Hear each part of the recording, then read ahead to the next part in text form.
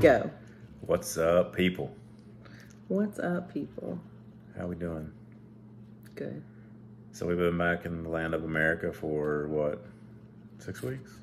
We have been back in the land of America we landed July the 2nd, and there's 31 days in July, so that's 29 days in July plus 17 days in August. So what's 29 plus 17?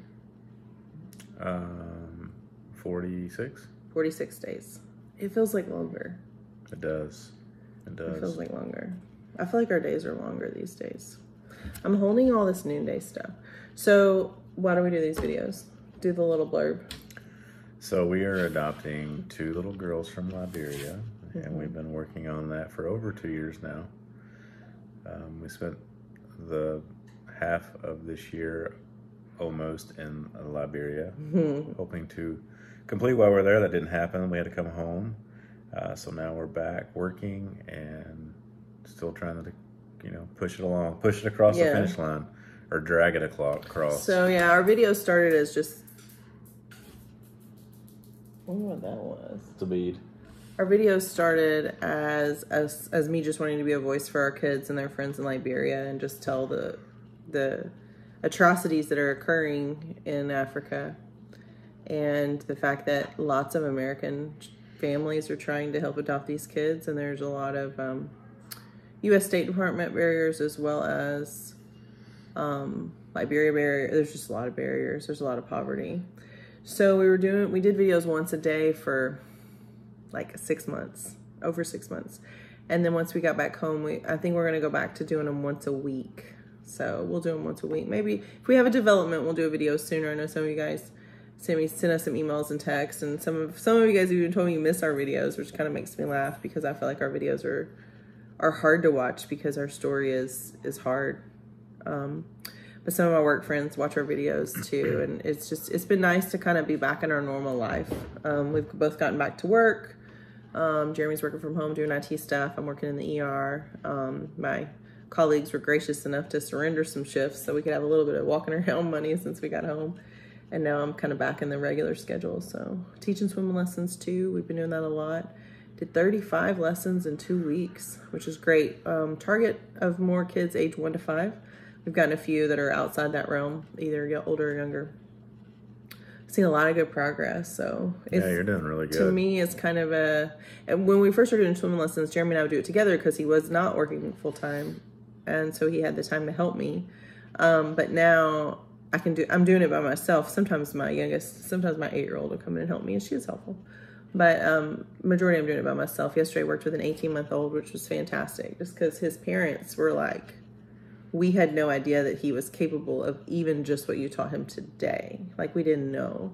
So I think just raising that awareness of teaching people like your 1-year-old really can float on their back, and actually if they can walk, we can teach them to swim to the side and get out. So that's kind of a thing. But we also, Jeremy and I decided when we left Liberia that we didn't want to go like a year or 6 months or, an unending timeline of when we would see our Liberian daughters again. We just didn't want to do that. So our Liberian daughters are still in the orphanage. They're in good hands. We do get to correspond with them some through their caregivers and the staff there. So we know they're okay. But I plan on going back to visit them by myself probably the 2nd week of November. Kind of trying to figure out what the kid, all the stuff we have to do here. But I'll go for about 8 or 9 days probably. I found a cheaper airline to take, which I probably wouldn't use for my whole family, but I will for myself and me in a backpack. Not taking a bunch of stuff, so I'm not taking like a ton of presents for everybody's kids again because I'm not checking any bags. I'm just going to go spend a week, visit our kids, and do what I can to help, what's there. So we have friends, a friend that just left, Sela was just there in July. So they got a parent contact, and not that we don't trust the caregivers, we do, but there's something about having that mom, those mom friends that you trust that make contact with your kids. We think the caregivers are doing a fantastic job. We appreciate their correspondence. But I think for the kids in the orphanage, having American families in and out frequently is good for them. Helps them think that something's happening. So I'm going to go. So I need to sell some Noonday. Because my trip is not really an adoption-related expense. So we can't really access our grant money for that.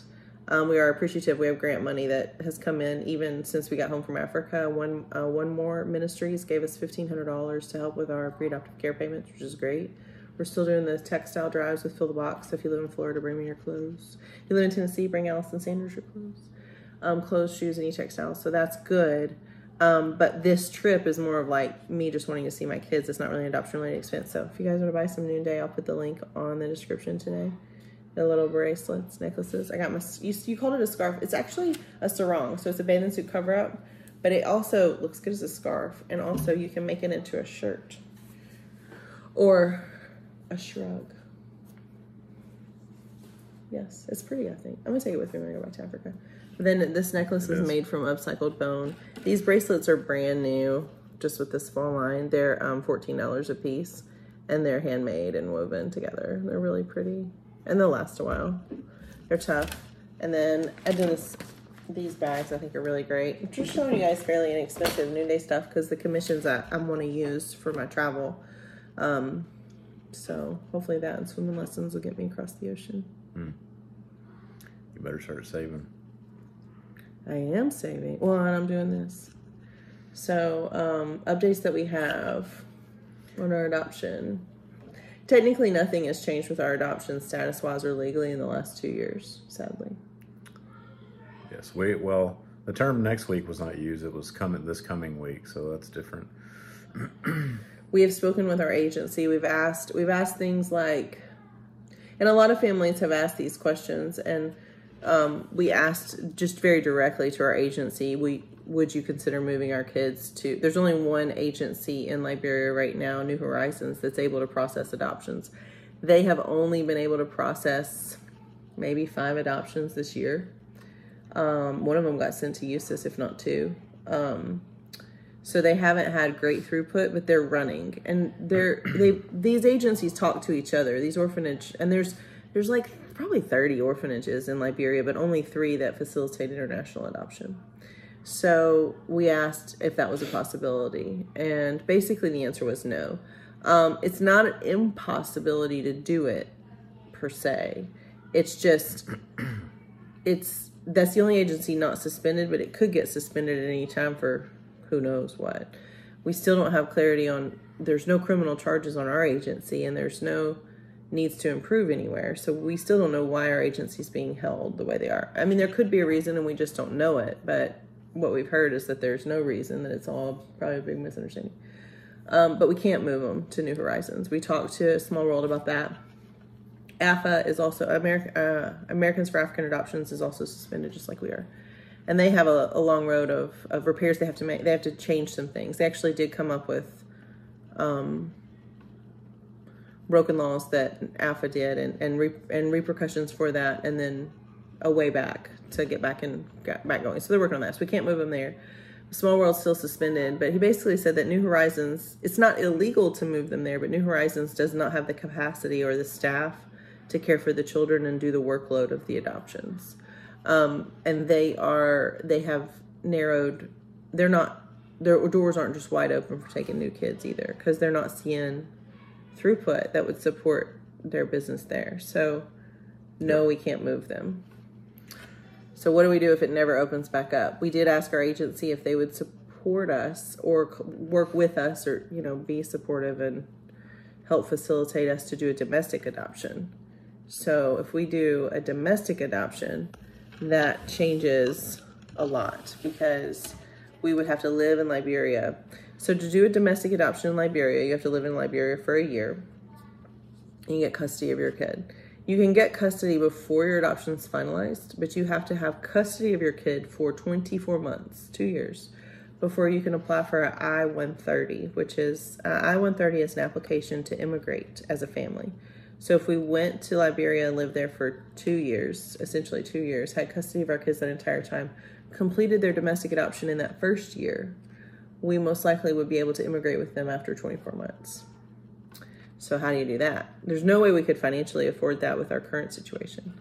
We might be able to find a way to make it work, but that would be at the cost of our other American children who would have to spend 2 years of their childhood, really almost 3 years of their childhood at this point, to live in Liberia.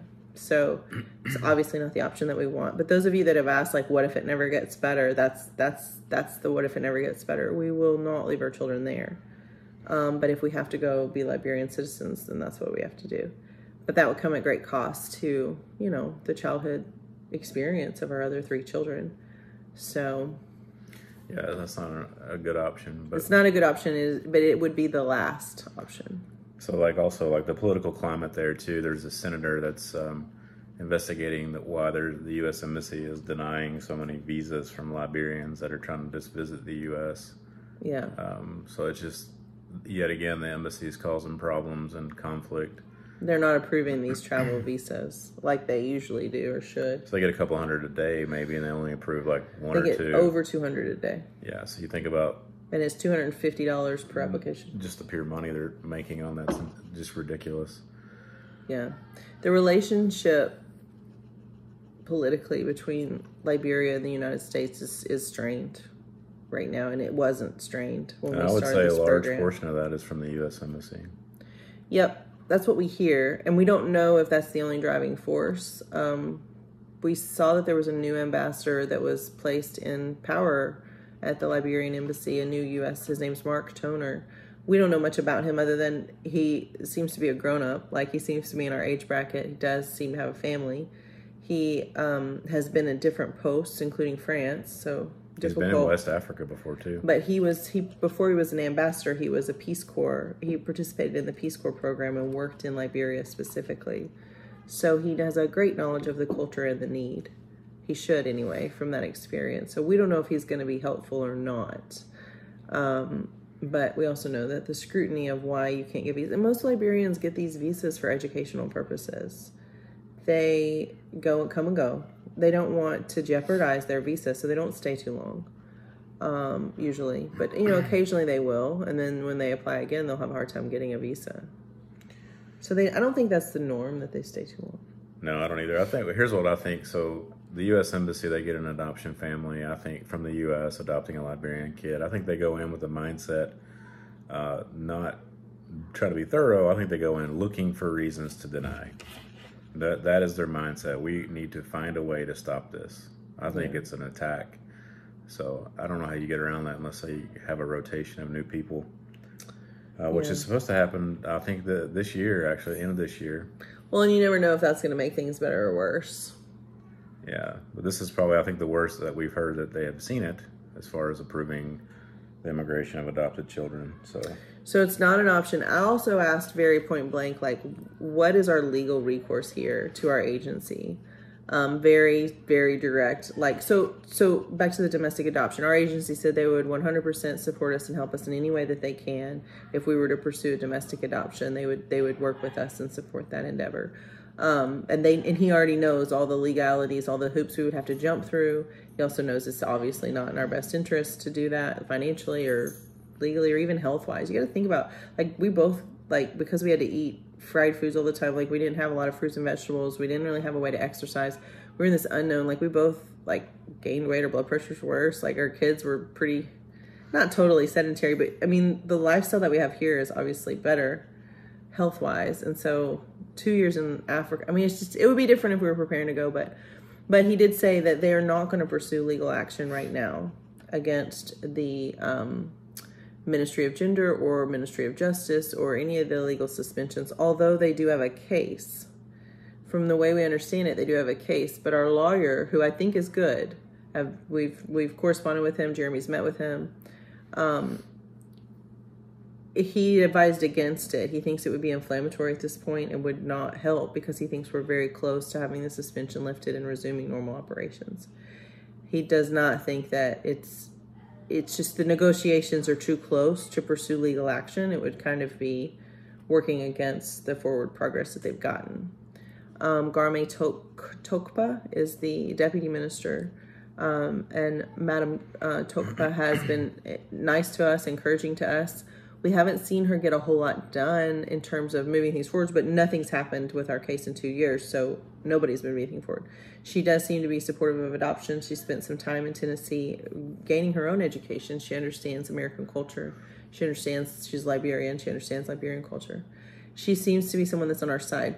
She doesn't seem to be as aggressive as some of the others in the past that have sat in her chair have been at making sure that adoptions go through. But the ones that sat in her chair before her were aggressive, but they also had their own political conflicts that also caused delays, which I'm not criticizing that one way or another. Because for me, I would rather see someone advocating more loudly than I'm seeing. However, I do understand that it's a delicate balance, and if you advocate too loudly in some of these circumstances, you offend people, they won't do anything for you. But Bime Horace Kali is the minister proper, they call her, or the head of the Ministry of Gender, of Children, Families, and Social Welfare. She is the only signature standing between us and proceeding with our adoption. It is only her signature that we need. She is the only one. No one seems to, even though she has been quoted as saying that she supports this and she wants to lift the suspension, she has not done it. It literally is one signature. All of the paperwork is prepared for her to sign it, and for some reason she's not signing it. Maybe she has some inside information of something bad that needs to be addressed, and that's why she's holding back. I'd like to think that she's not just holding back for meanness, or that she's expecting some type of under-the-table compensation. I don't think that she is, but that's obviously something we consider. It's been almost 10 months. We don't have a good reason as to why she has not signed. Now, if it comes out that there is other information or other problems, or there's something going on somewhere in this whole process that needs to be repaired, that she's addressing right now, then I'll stand corrected. But right now, it just seems like it seems ulterior motives. It doesn't seem to be as clean as it should be, because it's literally been in her hands and ready to sign since the end of May. And our children's lives are moving forward. Just today, I had a Facebook message from another adoptive mom who said that a Liberian woman reached out to a Facebook group in America that is a Liberian adoption families Facebook group. I'm not a part of that one. But she's like, I don't know what to do. This woman is messaging us and posting on this group, desperate for help. She's a Liberian woman. She's worried her kids are going to die. She's starving to death, and she just wants help, and I don't know what to tell her. I don't know how to help her or what we should do, because she, like the rest of us, know that our orphanage is over capacity. I mean, they legally can hold 40 kids. They have 36, but they can't afford to take in anymore. And the other agency that's under suspension is the same. And then the one that might have some space is not taking new kids, because they can't guarantee that they'll ever get these kids adopted based on the current political climate. So they're not taking anyone. So we did give her, I passed along Garme Tokpa, the deputy minister of the ministry, because she seems to be the only good person that I've talked to that has any kind of power, so that this woman can try to contact her directly on Facebook or directly on WhatsApp and maybe get some help, or go to their office and ask for help. What's the statistics on the street kids? So there are 18% of the children, mind you, the children in Liberia that are street children, which means they don't have a home. They live on the streets. So under 18 and under makes up 37% of the population of Liberia.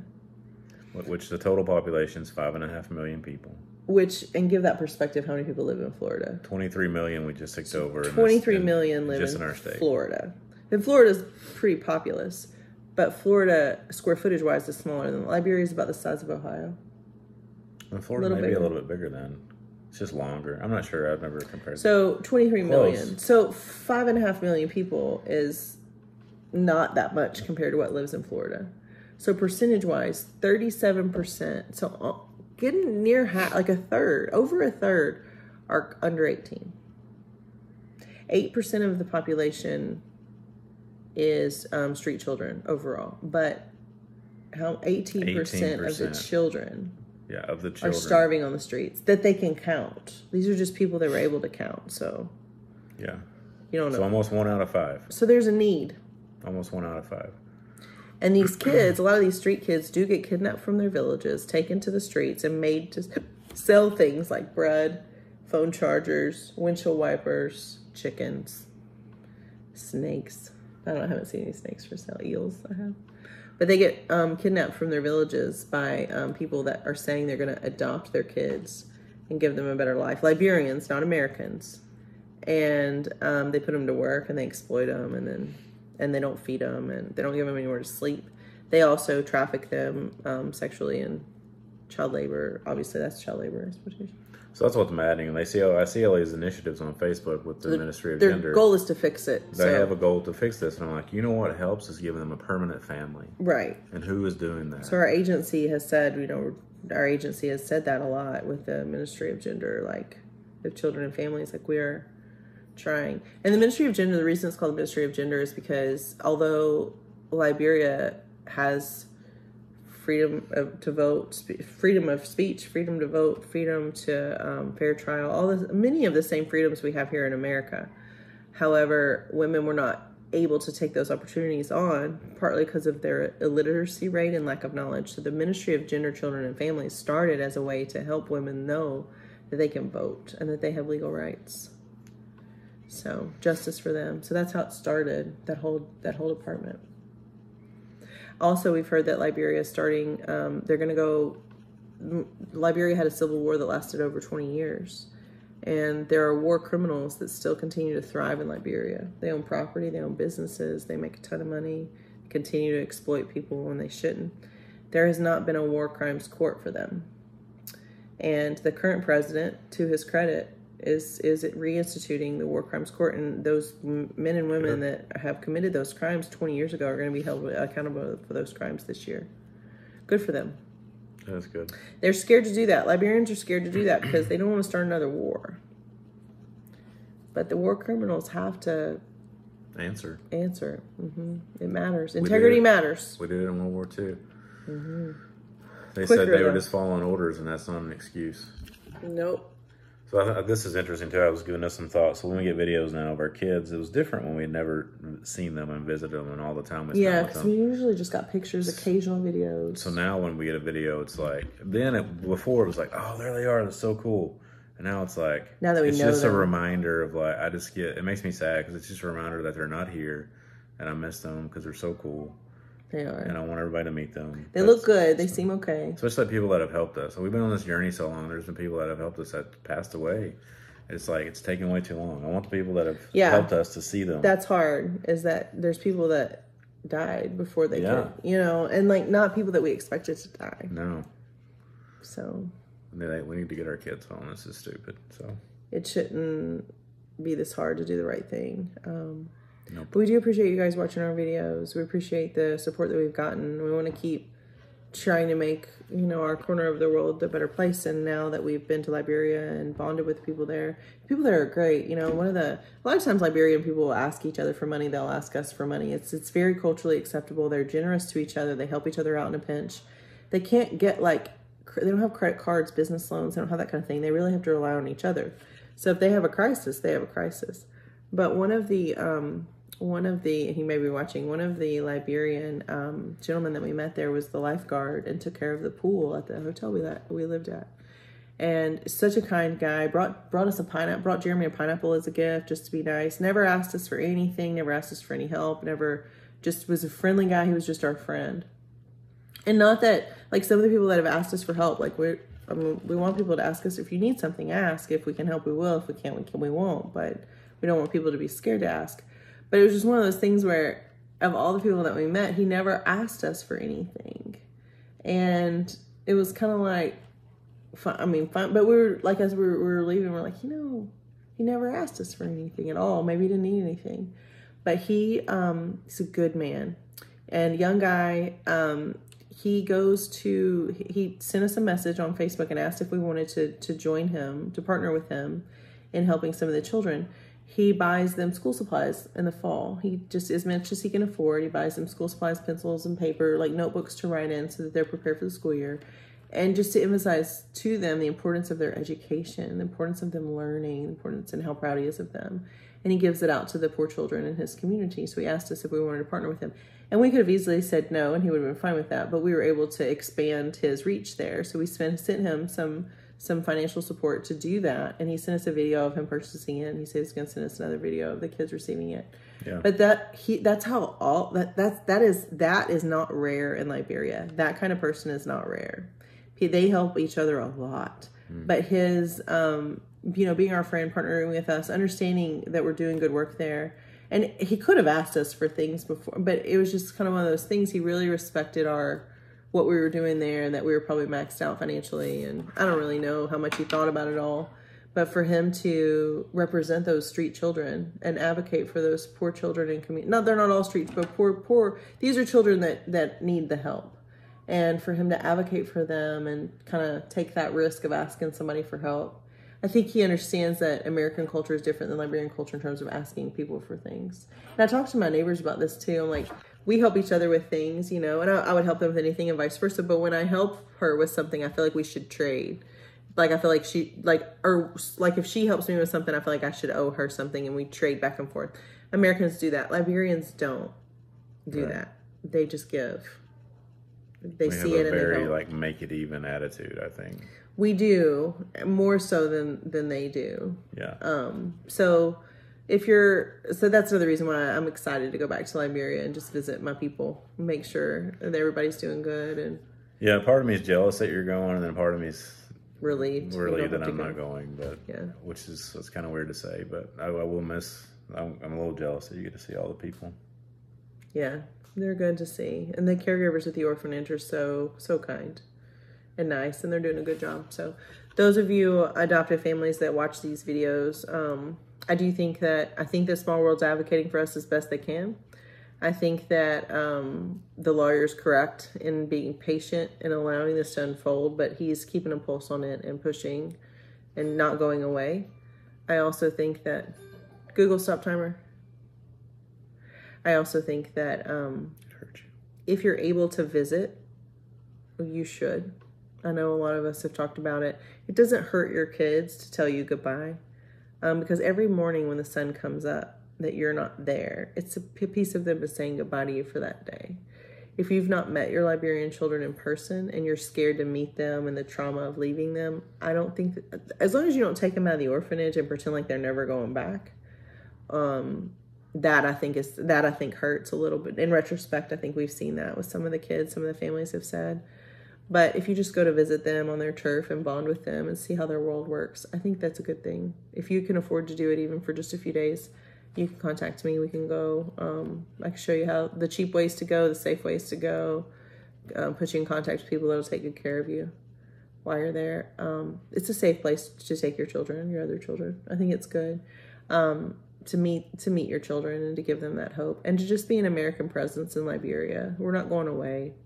Even if we all have to buy a compound and live together in Liberia for 2 years to get these kids home, the matched families, I think we can speak together on that. Like, wouldn't that be something? We could buy us a compound and just take turns and get them out of there. We would. So we're in it together. But I appreciate those of you in our personal lives that continue to check on us and help us.